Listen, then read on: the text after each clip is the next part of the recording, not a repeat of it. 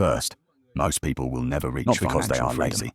Not because they are incompetent, but because the entire system around them has been designed in a way that makes it difficult from the start for that to ever happen. This system keeps you spinning in work, lost in choices, yet comfortable enough that you never think about resisting it. And by the time most people finally realize that the game has been rigged all along, the chance to win has almost disappeared. Because from the start, no one ever taught them the real rules of this game. This is the truth no one wants to tell you.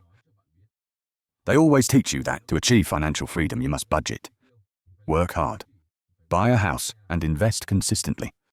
They say discipline is the key to everything. But let's be honest, discipline alone is not enough to bring you financial freedom.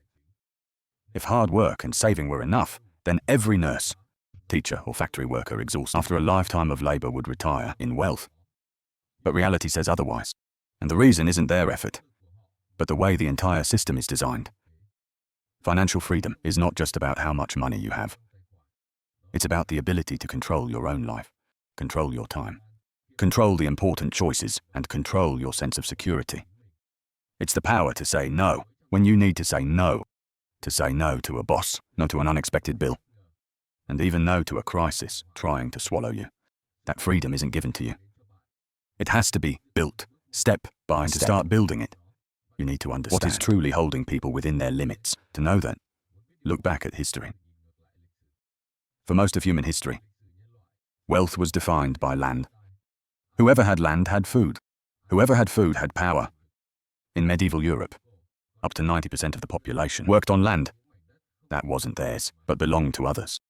They were called serf, but in reality they were simply laborers trapped in the cycle of debt, rent, and constant fear of hunger.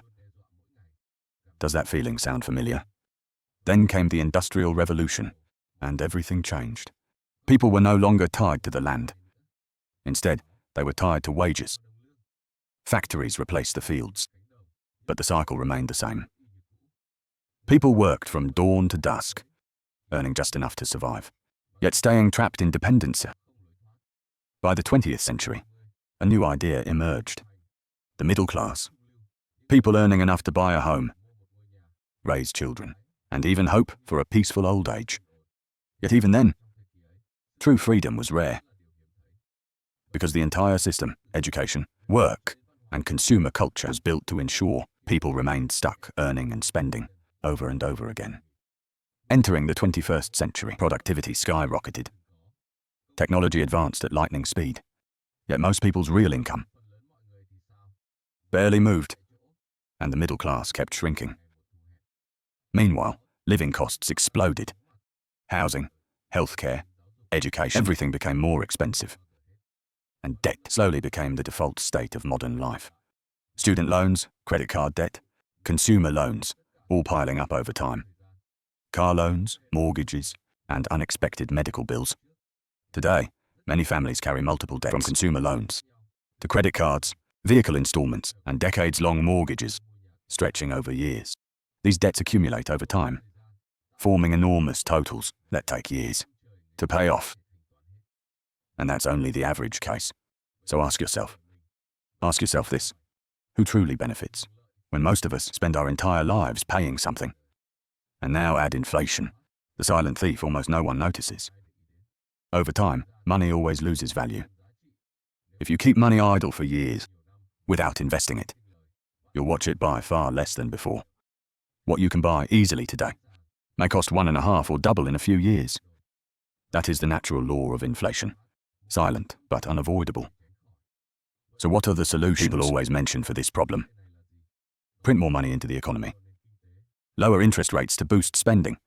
But every time these measures are used, asset prices soar. Stocks, real estate, commodities, they all rise along the same path. The rich, who already own most assets, become even richer, while the poor, who own almost nothing, fall further behind. This is not a flaw of the system. It is exactly how the system was designed. We live in a financial system powered by debt, smoothed by inflation, stained by confusion, making its true nature hard to see. And the irony is that this system makes you believe that every mistake is your fault, not saving enough.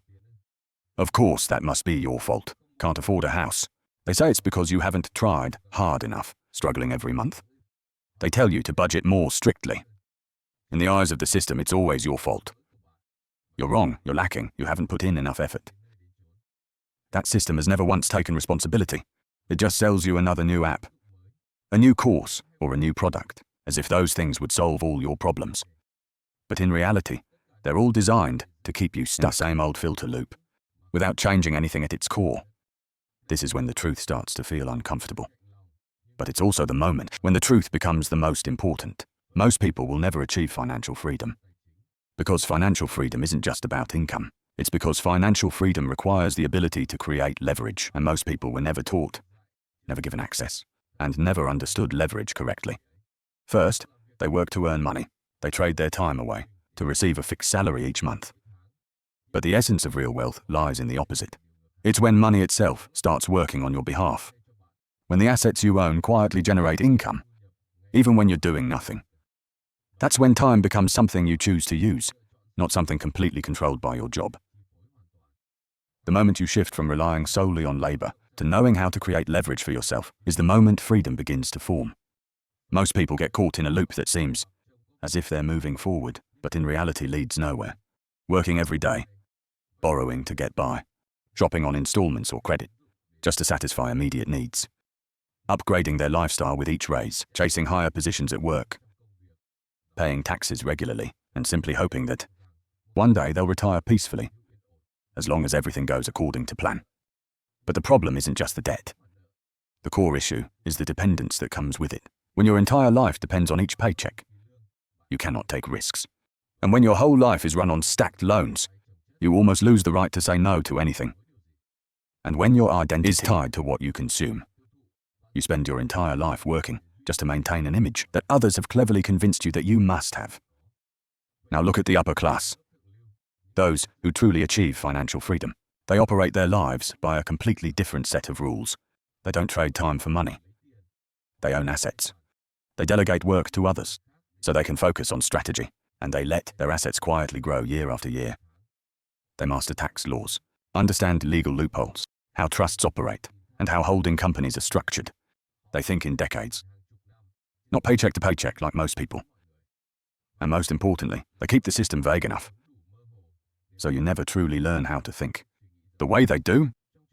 In school, no one teaches you how to create financial leverage. Nor does anyone explain why inflation silently transfers wealth from the poor to the rich.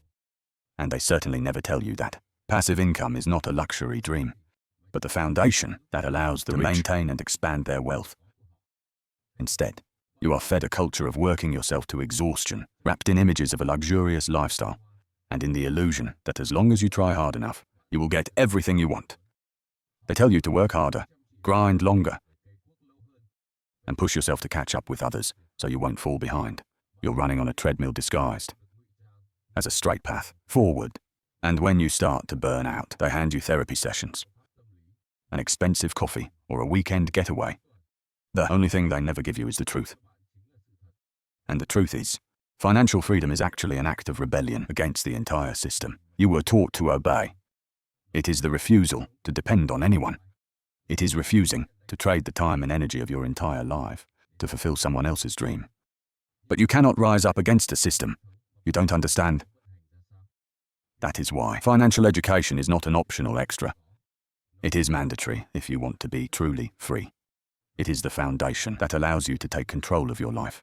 And that journey begins with questions that feel uncomfortable, but are absolutely necessary. Where does your money actually go each month?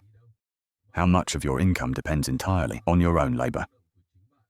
And most importantly, how can you change that? What skills do you have that can grow and bring greater value over time? What types of assets can you build or own that can generate sustainable cash flow for you? And just as important, you need to reflect on what is holding you back, so you can boldly remove them from your life. Which expenses, which familiar beliefs, or convenience-based habits, and the desire for validation are keeping you stuck. Because true wealth isn't about owning more. It's about needing less. Not minimalism for aesthetics, but intentional and practical simplification that helps you regain control of your life, but done strategically, where every dollar you save is like a seed planted for the future, nurturing new opportunities, not joy taken away. This is where mindset becomes the deciding factor. Ordinary people react to every fluctuation in money, but those with financial freedom proactively design their lives around money in a smart and intentional way. They build themselves safety buffers to withstand shocks. They anticipate the risks and the fluctuations that may come. They distinguish very clearly between price and value, between what seems urgent and what is truly important. They don't chase the market's every rise and fall. They place themselves in a position strong enough to endure any disruption. And this is not just theory. History has shown this very clearly. The families who preserve wealth across multiple generations do not do so by guessing which stocks will go up or down. They succeed because they own assets that can generate income, regardless of how the economy rises from or falls. Businesses to intellectual property passed down to the next generation, not just physical assets, but also knowledge, well-structured legal frameworks, and strategies that have helped their family endure for generations. What they pass down is not just money, but a mindset shaped into principles and clearly defined operating models. As for most other people, they are only taught to become consumers, to keep earning money and spending money on repeat like a pre-programmed habit. They tell you to be grateful simply for having a job and to feel ashamed if you happen to be unemployed. Then they tell you to borrow for education, borrow to commute, borrow to have a place to live, always borrowing more, borrowing again. Borrow never ask who truly benefits from all of this. Don't ask how money is created. Don't ask why the harder you work, the less your life seems to improve. But now, when you begin asking those questions, that is when the first cracks appear in the illusion that has covered you all this time. So what is the realistic path forward for you? It's not glamorous. It won't make you famous. And it certainly won't make you rich overnight. But it is the path that truly exists, a path anyone can walk if they are determined enough. Step 1. Reduce your vulnerability to financial shocks. Eliminate obligations that keep you in a reactive position. It can be as simple as avoiding debt for things that lose value, like luxury upgrades, buying new gadgets just for appearance, or lifestyle expenses that seem fancy, but silently strangle your financial freedom. Reducing fragility is not a sacrifice. It is the process of dismantling financial traps that could send you into panic with just one small shock. When you remove what exposes you, you gain more than just money. You reclaim the right to choose. You reclaim your peace of mind. And most importantly, you reclaim the right to live the life Step 1 you truly want. Step 2. Begin building your own assets. This is not just about investing. It's about creating real assets. These can be skills that earn money on the market, businesses that can grow far beyond the time you spend on them, or investments that generate income, even while you sleep. Even a properly built network is a valuable form of asset. Learn to think long-term. Allow what you build to grow, mature, and generate returns over the years, without stopping. Step 3. Protect your mind. Don't let yourself drown in overwhelming news, tempting advertisements, hype, or fear fed to you daily. Learn history. Understand how the systems around us work. Study how incentives shape human behavior. Because the calmer and more curious you remain, the harder it is for the system to manipulate you. Step 4. Share knowledge. True power isn't something you keep to yourself. It grows only when you spread it. As more people understand how this game works, changes within the game itself begin to emerge.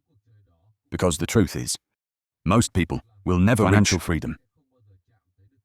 Not because they lack ability, but because no one has ever shown them the path. They're handed a ready-made script and told that it is the life they must live. And every time they try to step outside that script, they are pulled back in one way or another.